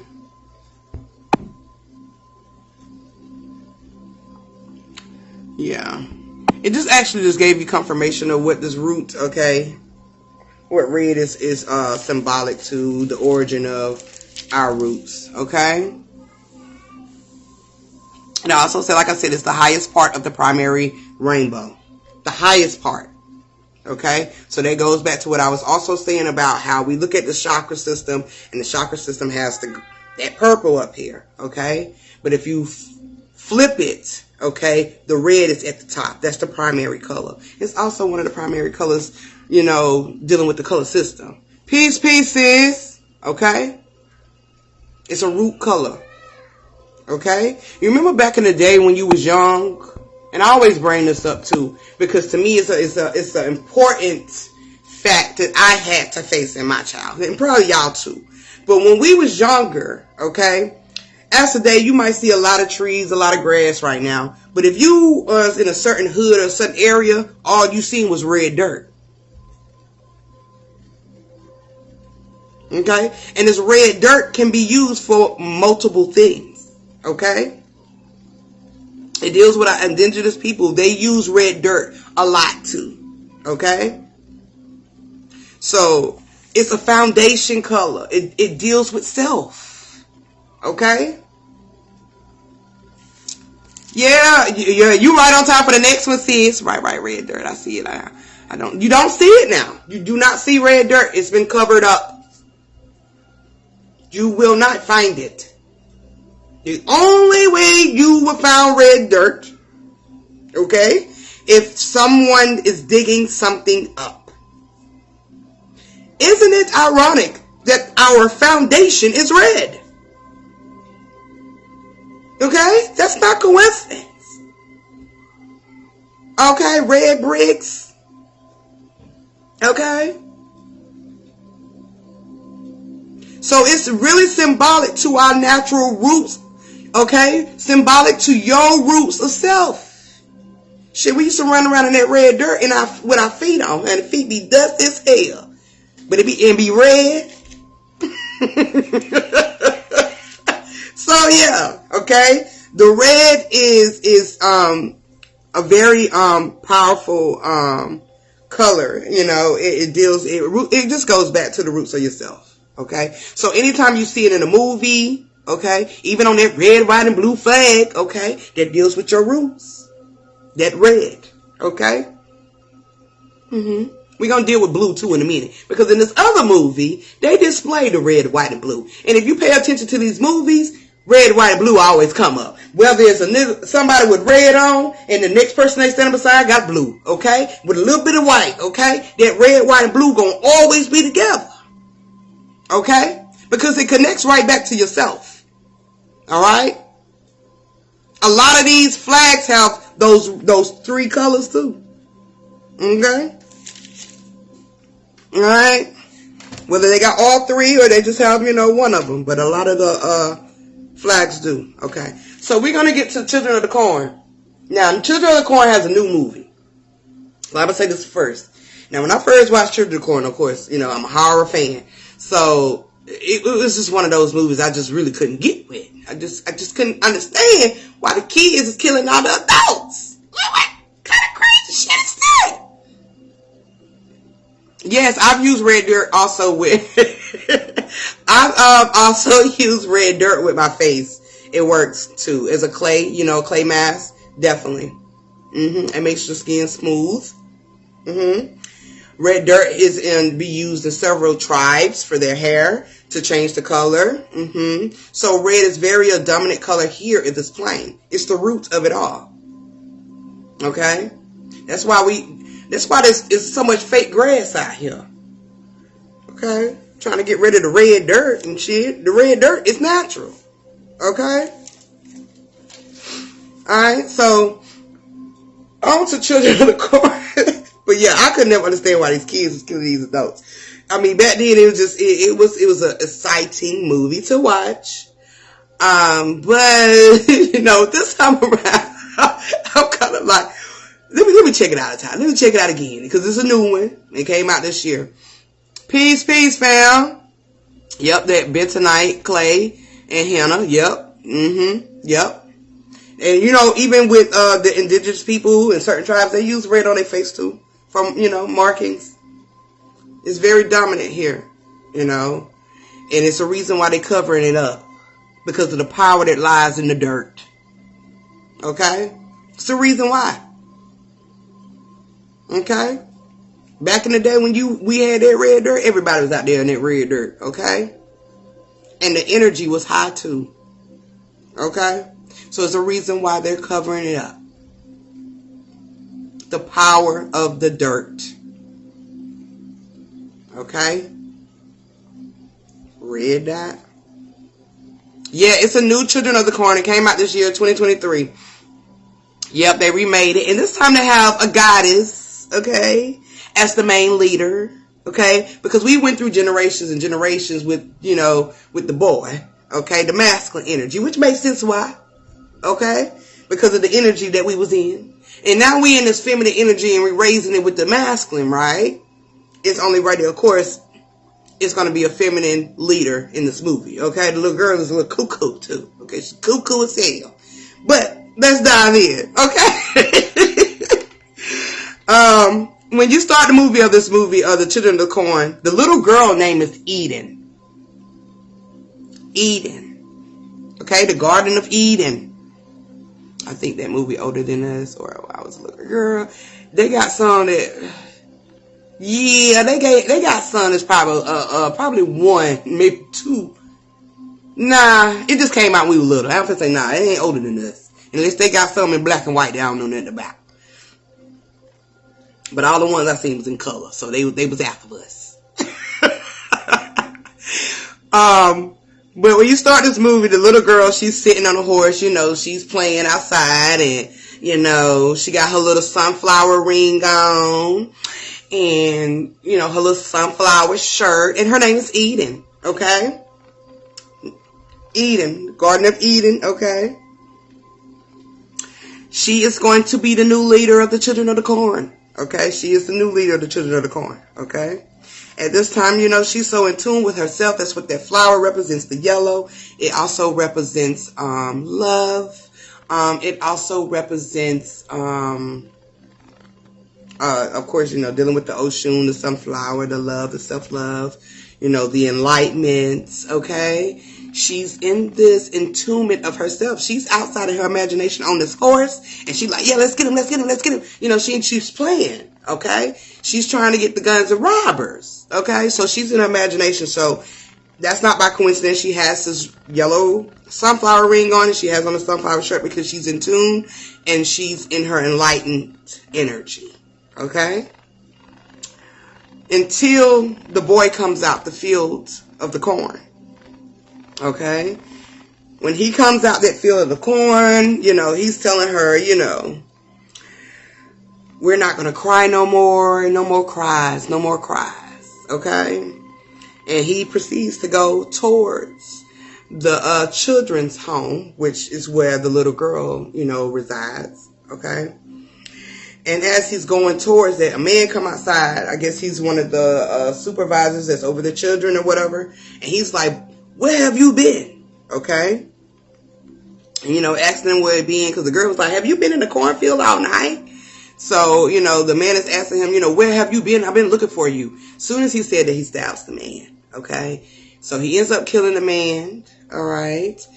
He ends up going in, killing the rest of the adults. Okay? And he was just sitting there, and he had the kids hostage in the inside. So at the beginning, while these kids are hostage, they're in there, they thinking the smart thing to do is let's put in some type of sedative gas to gas him down so we can go in there. Now, they're scared of this child that's got he's got a knife. Okay? So the power that possessed of the child, okay? So they like, maybe we could just put this gas in him and make him go to sleep. So they end up doing it, and in the process of them doing it, they end up killing the kids that was in there. Okay? What a curse. Okay? What a curse. So as that happens, okay, the little girl was the only little girl from the children's home, okay, that was alive. Okay? She was an orphan. So she was the only one that was alive because she was outside. And she started to hear the same voices that the little boy was hearing, okay, from the cornfields. All right. So she ends up when they end up, the next thing they end up, she's in the jail, waiting on a psychiatrist to come in to talk to the child so they can kind of get some type of understanding on what happened. What did the boy say to her? Why did he snap? Okay. Damn, it's fucked up. The thing that's crazy is the chief of command, which is the deputy there of the town, he was so fixated on, damn, I can't rerun for mayor again because they don't gas this man and don't kill these kids. So you're not even concerned about the child, okay, which is the power, okay, that possess inside of all of us, okay? You're not worried about that energy. You're worried about the materialistic shit here that you can't be mayor, which is the adult mind, okay? The adult mind, okay, in this matrix, okay? So as the little girl is talking to the man, okay, and he's talking to her, she's doing a puzzle, and he, she's getting mad because she can't get the puzzle together. He ends up turning it around for her so she can get it. In the process of her doing that, him doing that, and her putting the puzzle in, she was like, the red queen. And he said, oh, you like the red queen, right? Here we go with this red again. Queen, red queen, foundation, okay, the root, okay, the mother of all right, that we have compared this energy to, all right? So, and this puzzle is also a puzzle of Alice in Wonderland, okay? Alice in Wonderland. That's what she's putting a puzzle of together, okay? And it's the red queen right there. So, she begins to say, yes, I like the red queen because the red queen makes the world the way she wants it to be.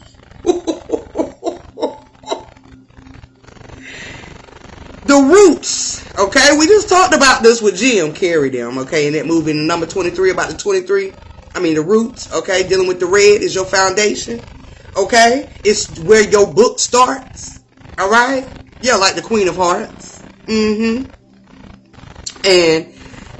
she says, it's so going back to what she said, this makes the world, she makes the world the way she wants it to be. That's your roots, okay? That's your foundation, okay? It creates your world, all right? Just the way you want it to be, okay? Now, Eden, which is her name, is also symbolic, like I said, the Garden of Eden, okay? And with the Garden of Eden, that represents the place of pleasure, okay?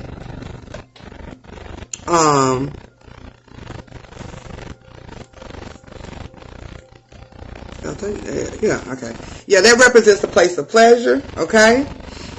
The corn, dealing with the children of the corn, okay? Let's get to it because I got a slide to this, obviously.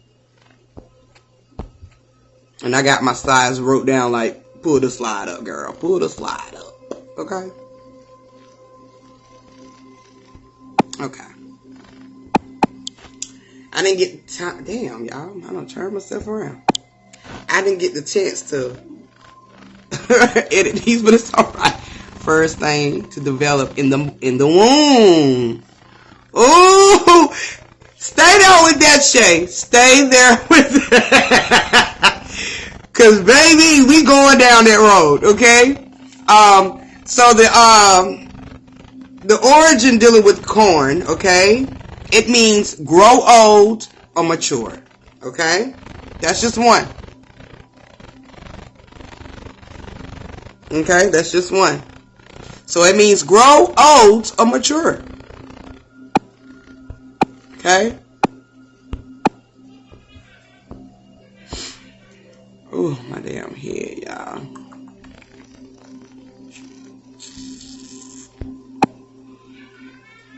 Now, when we get into this mature, okay? Because I do like what Jim Carrey did in his red book. We had a Decode, right? So with this mature, okay, it means of fruits, all right, ripe, complete and natural growth of development, all right. Another one going down in Latin, okay, right, timely, it means ripe or timely, okay, also of persons having fully developed powers of body and mind, okay, so with this mature energy, okay, not only does it mean grow old or mature, the corn symbolic is symbolic to mature. I'm sorry, y'all. It also means to ripe with this mature, right? So not only for that to mean ripe, okay, which is going to be to grow old, right? It also means having fully developed powers of body and mind, okay? So this cornfield, okay, this corn, all right, it's going to be symbolic for them to mature in their minds, okay? And the adults wanted to get rid of the corn. They wanted to get rid of the cornfield. Tear it down. Okay? Also, cornfields is symbolic to maize. Okay? And when you think of maize, also, the maize deals within the mind. Okay? So this cornfield is going to be a representation of the mind of the town, of the mind of the children. Okay? Which is a maize. Okay? And the adults in there wants to get rid of it. Okay? They want to get rid of it. They say it's old, it's destroyed, we got to get rid of it. Okay? The children, as I've said before, okay, is symbolic to the matrix. Okay? That goes back to this maze and this matrix, dealing with the corn. Okay? The children is an origin, symbolic to the matrix. Okay? It is also symbolic to reflection, light, and womb. Now, the origin of children is womb. Okay? Okay? And when you're going with the womb, okay, you're going into that foundation. Okay? So we got to go through the foundation. Okay?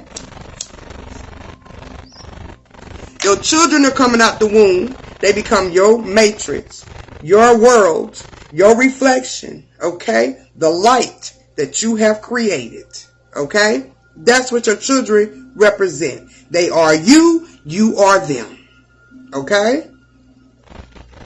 Bo is the girl in this movie, and she's the only one in the town that has enough sense. Okay? She's the only girl in this town that has enough sense. Okay? And as you can see, she has on red. Okay? Foundation. Your roots. Okay? She's also infatuated with the cornfields, okay? Because she's going to college to learn about, the crops, and it's something they said, it was something that she said that she was going to school for. But she's dealing with, the crops and the herbs and the stuff of the plain, basically, okay? That's what she's going to college to study, okay? So she's infatuated with the crops. She don't want them to destroy it, okay? But she was wishing and hoping that the town listened to her when it came to this cornfield, okay? Because she was already saying what they put in the dirt is what destroyed it. We just talked about the red dirt. Yeah, that's what it is, Shane. That's what it is, okay? She was already saying, they don't destroy the corn with what they put in the dirt. Okay? And if they would have listened to me, and if they would have understood, because her daddy is the mayor, okay? He's a big player in that town, okay? And if they would have listened to me, these crops would not be growing the way they are. See, these crops got into grew old into this mindset that reflects these adults. Okay? Okay? And she, so her name is Bo. She's very logical, okay? And she's already planning to leave this town because no one is getting it, okay? No one is getting it in the foundation. No one's listening, okay? I have to broaden my horizons by leaving up out of here, okay? extend, okay, my mind from just a small town. All right? Cece is her brother. And I think I got a picture of Cece. Because at this time when she's talking to Cece, she has on this red. And Cece got on blue. Okay? Blue and white.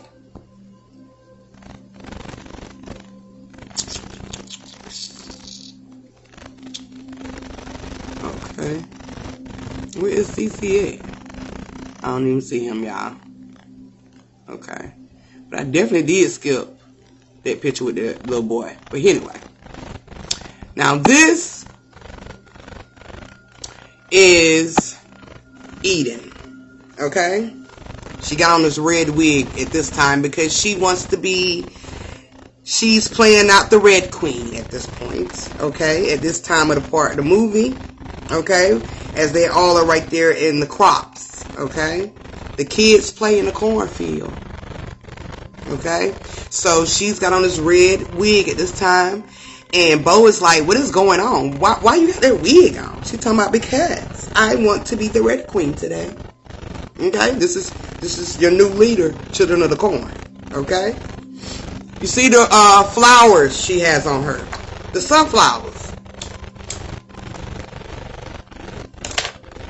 Alright? She's in tune. Alright? With her natural self. She's in tune. Okay? With the source, the source of all inside of us. She's in tune. Okay? With herself. Okay?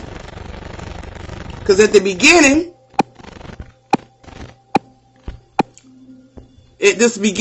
she was in her imagination. Okay?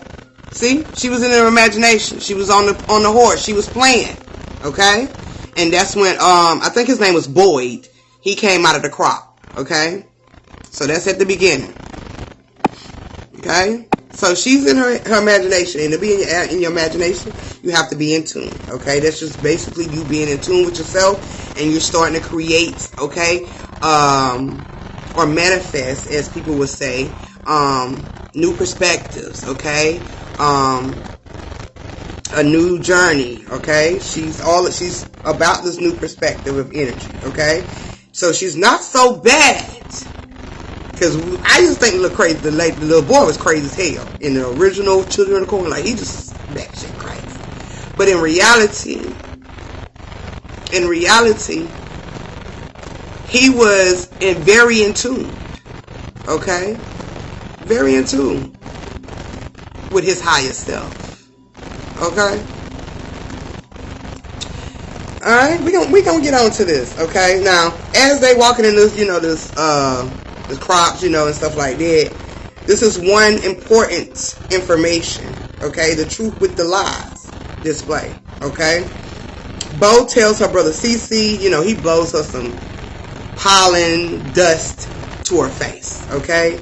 And she's like, don't do that, okay? Don't do that, okay? She was like, it's toxins on these crops. Ooh, excuse me, y'all, excuse me. It's toxins on the crops, okay? And the reasons why she's saying it's toxins in the crops, because it's toxins in the dirt, which is toxins in the roots, okay? Alright? So if your roots, your foundation, okay, that dirt that they speak about in the good book too, okay, that's supposed to create the body, okay, if it's full of toxins, okay, it's going to start to break you down, okay, just like these crops, they starting to be broke down, they starting to be destroyed, okay, and with this type of energy, okay, she was like, they can make you hallucinate. Alright? With these toxins in these crops, it can bring on hallucinations. Okay? So that goes back to your root self, okay? If your roots are toxic, or tampered, alright, or not solid in a sense, okay? You're going to push these toxins out in your reality, which becomes your demise, okay? And with these demises, they become these illusions, which makes you hallucinate, okay? They will make you feel like you're going crazy, make you feel like you're seeing things, okay? And even sometimes when you're coming into this journey, all right, we might go through these hallucinations a little bit, okay, until you get solid in your foundation, okay. So she like, these toxins, you know, they're gonna bring on hallucinations and shit like that. Like, you got to stop playing, okay? Stop playing with the shit, all right?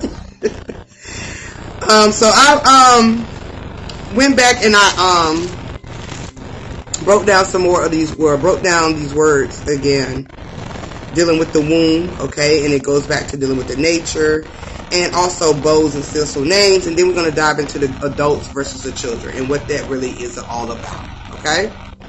So back to the womb, okay?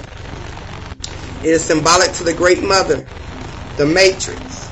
This is also origin words dealing with the womb, matrix, mother, okay? And even dealing with the chakras, that is your sacral chakra, okay?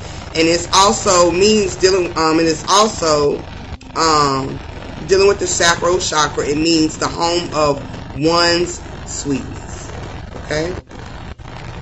All right?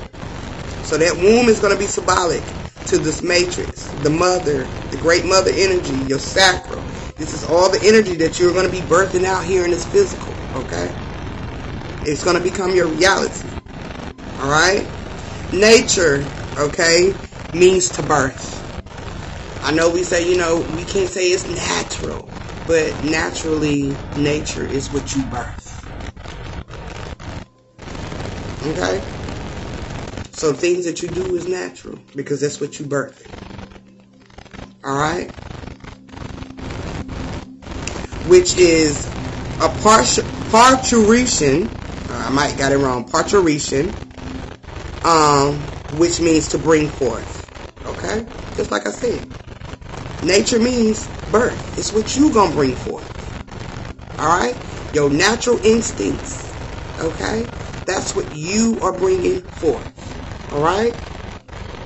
Bo name means to live.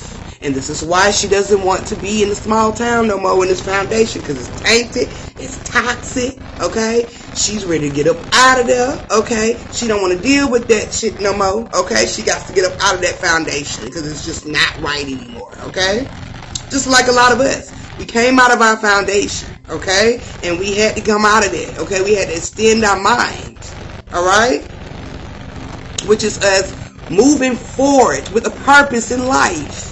Getting out of those small towns, okay? Getting away from certain family members and friends. All of these things that lies in your dirt, okay? Or your roots or your foundation, okay? We had to get away from that. We did. That's why we was in our higher self, a higher mind, our consciousness, okay? We was fixing the crown, all right? Cecil name is symbolic, or the origin to it means 6. 6, the number. We know that 6 deals with this right here. Okay, your 6th sense. All right, the overseer energy. All right. Your projections, all right? All right, with that magical thinking, thank you, with that magical thinking happens, okay? So, we know, okay, he's going to deal with the 6th sense. And it also means blind, though, too, dealing with the name Cecil. So, you're going to either have an open mind or you're going to be blind. Which one you want to be when it comes to your 6th sense, okay? He's already thinking, you know, when his sister going off to college, he's having self-doubts. He's thinking he's not going nowhere. He's going to be stuck here in the foundations. He just like, my grades are not high. You know, I'm going to be here. And the reason why he say grades, because grades deals with the level of understanding in your mind. Okay? So if the level of understanding is not high, okay, he say he's going to be stuck there. All right, he gonna be stuck. All right, and this is what's gonna be his projection in being in the small town. Okay. All right, stuck in the roots. All right. Now they show a scene, I think I got a picture of it, with the adults, okay, the rest of the adults that are still alive at this time. They're in a cage. I mean, in jail. All right, which is also symbolic to cage. Okay, and we know dealing with this mind. Okay, we said, you know, we've been enslaved. Dealing with your mind, that's being in the cage of your mind. Okay, that's being in jail in your mind. Okay, the four corners, the four walls. However you want to deal with it, or however you want to put it, dealing with the mind. Okay, and it's very, it's not even shocking that it's the adult that's in that cell, okay? Because that is symbolic to the adult mind being restricted of freedom and protection. And what I mean restricted of freedom and protection, with the adult mind, you can only go so far in this thing, okay? You will be stuck in the physical mindset. Okay? If you continue to carry out this adult mindset, as they said before, and in the good book, as I always say, to come to God, okay, or to go to God, you have to be of child. Okay? You can't come to know God or your God self in this adult mind. You can't. Because you have restrictions. Okay? You can't go. Alright? You cannot go to heaven or to God with this adult mind, okay? Because you are restricted of freedom, because freedom is free soul, okay? And if your mind is in an adult mindset of this matrix, which is thinking the matrix is everything, this is the adult mind, the physical mind, okay? Let's be honest. If you're stuck on it, you're not in no freedom. You are restricting that. Okay? Simple thoughts, okay? Just like what the mayor was, not the mayor, but what the deputy was saying at the beginning, dang, you know, I ain't gonna be able to rerun for mayor this year. I'm not gonna be able to do it because he done killed these kids with the damn gas trying to get one child. Okay? And now it's all in the tabloids. Okay? That these kids don't die by a freak accident by him trying to get one child. And killed all the other kids. So he's already like, I ain't even gonna be able to rerun. That's all you worried about? See, a lot of people be worried about this physical so goddamn much. Okay? So worried about it. Like it's really gonna save them. It's not gonna save you. Okay? They be so caught up in the physical that it keeps you caged. Just like the adults in the jail scene, okay? Restricting your freedom, which is freeing your soul, okay? And also protection. You know, we talk about protection a lot when it comes to this, you know, the spiritual journey, you know, this journey thing right here. We talk about it, you know what I'm saying? And we say if you know yourself, you will, what? You will be protected. You know yourself, you are protected. The way your magical thinking happens, when you pray, you become protected. Okay? In a form, you do. But to be 100% in this protection energy, to move the way you want to move, which is being free, okay? You have to be in a childlike mind. Okay? You cannot go into the kingdom of heaven as an adult or as this physical being, okay? This suit. Hang that shit up on the coat. Okay? You can't go in there like that. Okay? So that's why these damn adults is in here. Okay? Because they are only limited. They restricted. Okay? They have a certain limit in the mind. Okay? That's why they in these cells. But the children, which is the real true power of yourself, okay, can go anywhere. Okay? It can do anything. It don't took over the whole goddamn town. Okay? They don't took over the whole town. Because the child don't have no restrictions. The child gonna always be protected. You know why? Because the child is God. Okay? That's why the girl said, I'm being the Red Queen of the day. Okay? That's the God energy. It lies right in your roots. Okay? It lies right in your roots. It don't lie up in this crown, y'all. Hell, I was shocked my damn self. It don't lie in the crown. It lies in the roots. Okay? There's another picture of her. Blue. We talked about red just a minute ago.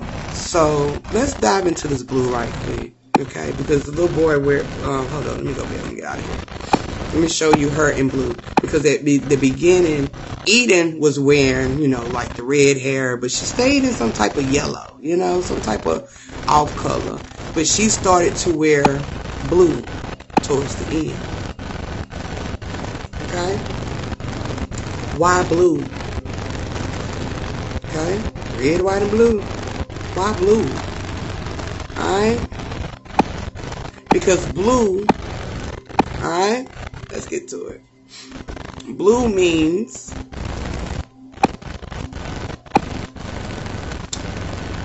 what's the word? At the bottom, okay? We go to this old high German word, okay? It means shimmering, illustrious. Now, okay, we know what lustrous is, but shimmering, okay? Shimmering. Because not only is blue symbolic for water, okay? And water carries the illusions, okay? It carries the illusion.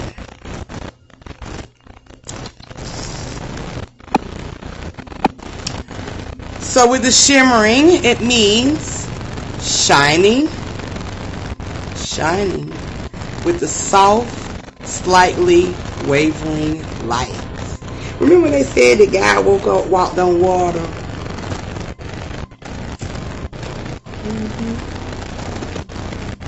Yeah. It was such a shimmering night. Okay? Shimmering. Okay? The shining with the soft, slightly wavering light. Okay? Alright? And the blue deals with the flow of energy. Okay? It deals with your force of energy. It deals with the wave of energy. So here we go back with what you going to push. Okay? And what she is pushing is killing the adult mind. Okay? You got to get rid of that. Okay? If you want to be reborn again, if you want to be, regenerate yourself in this thing, okay, renew yourself, a new beginning, you got to let go of the adult mind. Okay? Because the adult mind, all right, has become mature, okay, has grew old, okay, and has been tampered with in this thing here, okay? It has become a physical matter, okay? But in this adult mind, we gain wisdom, all right? We have carried wisdom, okay? So the children of the corn, I don't know why I keep going. Let me see, make sure I have another. The children of the corn, all right? Oh, that's not the one. Oh, shit. Toxic. Yeah, it's very toxic. You got to get rid of that mind. Said the adult mind is the physical mind. All right? So what this children of the corn is all about, okay? It's about uprooting the foundation, dealing with the corn, okay? Dealing with this corn, okay? Dealing with the red, the roots of yourself, okay? Uprooting them, okay? Which is taking out and killing the adult, all right? You have to kill the adult mind, which is the physical mindset, to only be able to go to the kingdom of God or kingdom of heaven as a child. Okay, so this is what the children of the corn is all about. So when I got this, I was like, God damn. This whole time, because it ain't no coincidence the little girl named Eden. So this is all about you going to your highest self. Okay? And that's the leader of the pack. Okay? And what that leader of the pack does is you got to get rid of all of the toxic, like sis said. Okay? You got to get rid of all of those freaking thoughts that's just low vibrational. Okay? The self-doubts, the worries, the stressing, the materialistic shit dealing with the matrix. Okay?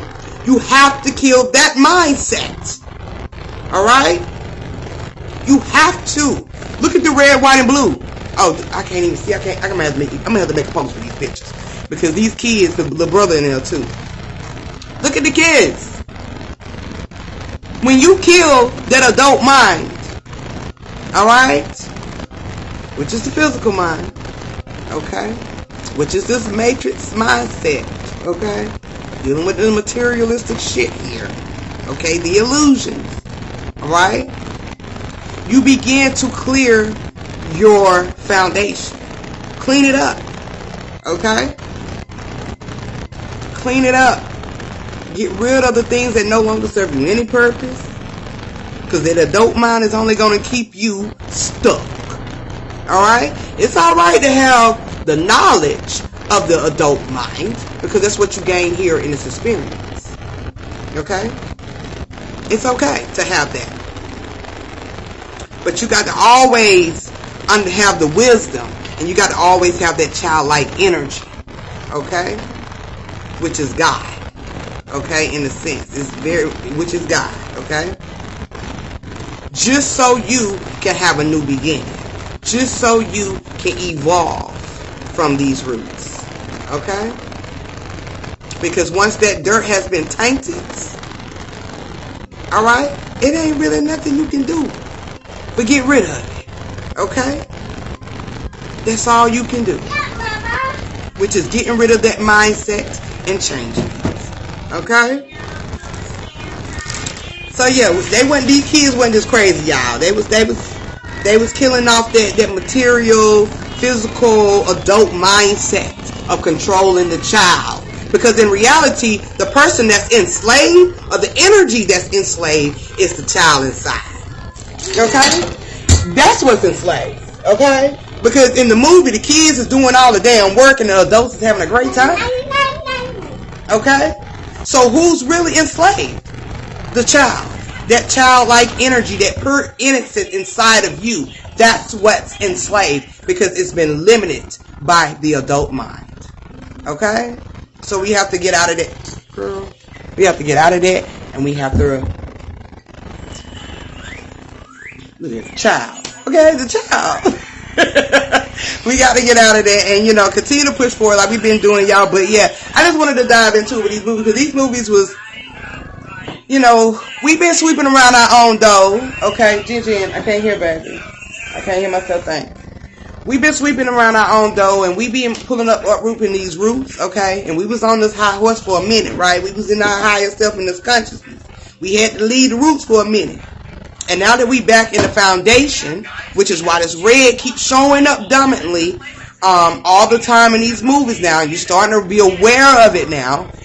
It is just really giving you the self-reflect of self to clean, okay? And get rid of what no longer serves you purpose, okay?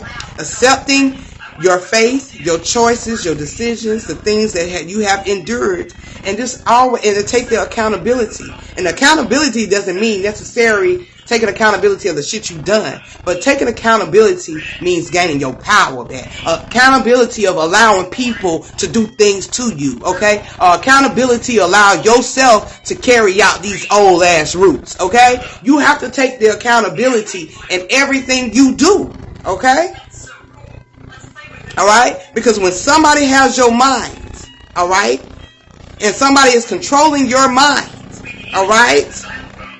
You are the person or that being or the energy that is allowing it. So you have to take the accountability in everything you allow Okay? Some things we don't be in the control of. Okay? Alright? But we have to accept their faith and move on. Alright? Your thoughts too. Yeah, you got to take accountability of your thoughts. Alright? Because your thoughts becomes your decisions. Alright? They become your decision. Okay? And that decision can be allowing things to, transpire. Okay? Or allowing someone to control you. As people want to say all the time, the government out to get us. They trying to destroy us. They're trying to kill us. Nobody can do nothing to you unless you allow it. That's the accountability. Okay? There's no one here to get you but you. You gotta come back this way. No, I need to be in here. Okay, well, you can get in here in just a minute, okay? Okay? So, yeah, nobody ain't out to get you, baby. Ain't no government out here. The government is also a reflection of your own governed mind, okay? Okay? It's what we create this shit, y'all. All through the mind, because the mind is off. So, if you're allowing or you're thinking of that such a way, okay, that's what you are accountable for, because that's what you're allowing. You're allowing yourself to be scared and fear, okay? Alright? You're allowing yourself to fall in line, okay? You are allowing that. Yes, the physical shit.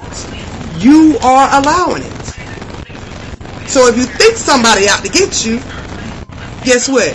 What they say in what we were just reading in the number 23? If you go looking for something, you're going to find it. So if you think somebody is trying to get you, 9 out of 10, you're going to create their demise and somebody going to get your ass. And you can't be mad at no damn body but yourself, because that's what your thoughts, okay, and what you project. Okay? So be mindful of your thoughts. Okay? Because everything stems from the roots. And you want to be mindful, okay, of that. Alright? But I'm going to get up out of here. I've been here for like 2 hours. I don't even know how they go going this long. We just talking. Yeah, it's so pretty. Yeah, that's the pony. I know. Okay. Can we tell everybody bye? Bye. Yeah, but yeah, man, I'm gonna get up out of here, y'all. I just wanted to, dive in, talk to y'all about these movies. I mean, pay attention to the symbolism. It's very hard. Hollywood, they ain't as smart as they think they is, especially if you're on your shit. Especially if you're in the research of symbolism, origin, things of that nature. They not as smart, okay? We created all this shit. We put all this shit in here. We created these illusions. We don't cover it up, okay? We don't cover up everything up in here, okay? So it's up to you to dig underneath the surface and find your truth, okay? All right? Because the truth lies within you. Always. Always. All right? You are so welcome. I'm glad y'all enjoyed it. Y'all know I got some good story time. We gonna get back into the Decode session lecture soon. I just gotta get my calendar right, and we gonna get back into that. But I do know for a fact this Sunday we are actually starting the femininity build back up. So if any one of the goddesses, guys, y'all are welcome to join too, because since we carry the same energy. But I most likely, I talk to the females, that feminine energy. I don't want to say females, but the feminine energy, because the mindset, it lies so deep, okay, dealing with the feminine energy, and the feminine energy is the roots. Okay, baby, so we got to get that roots, okay? We got to get back to the roots, all right? And if anybody want to join, just inbox me and I will send you the link that day, okay? And we gonna dive deep. This is actual work we putting in, okay? Mind over matter in this bitch right here, baby. We putting in the work, okay? And it actually does help, okay? Especially when the woman has been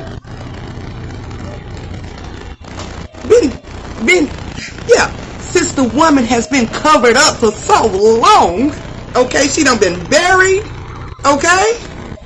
foot in the dirt, all right? Okay, and blind to this shit. So we have to get this energy back pumping the way it's supposed to be. Okay? And it's raising and it's rising, so it's only right. Yeah, we've been buried, okay? They don't crucify us. Okay? Alright? What they say, what the good girls say? The Red Queen? What the Red Queen do? For the ones that came in late. What she said the Red Queen do? And then I'm going to get up out of here, y'all, because it's just a powerful shit. But she said that Red Queen makes the world, okay? Your foundations, your roots, okay? Which deals in that feminine energy, okay, in the background. Now, we definitely been in the background for so goddamn long, okay? She said that Red Queen makes the world, okay? The way she wants it to be, okay? Alright? And that's why we've been saying for so long that the feminine, not the feminine, but that masculine energy can't go nowhere without the feminine. Okay? So yeah. Y'all get at me if y'all want to get in there Sunday. We gonna start at 6. Just inbox me, whether it's today, tomorrow, whatever, and I'll just send you the link that day. But I'm gonna get out of here, y'all, because she's starting to bring her toys out. She's starting to, she want to do show and tell with y'all, okay? But I'm gonna let her go that way. I think you did, Mama. You really good, Dad. You drunk my drink? It's good. She talking about she drunk my drink, y'all trying. It's good. See what I'm talking about? See what I'm talking about?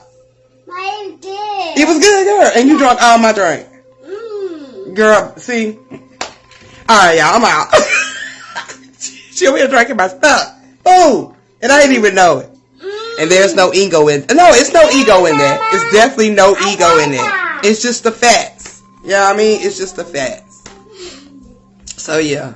I see y'all. I haven't talked to y'all in a while, and I feel like I don't want to get off, but I got to get off.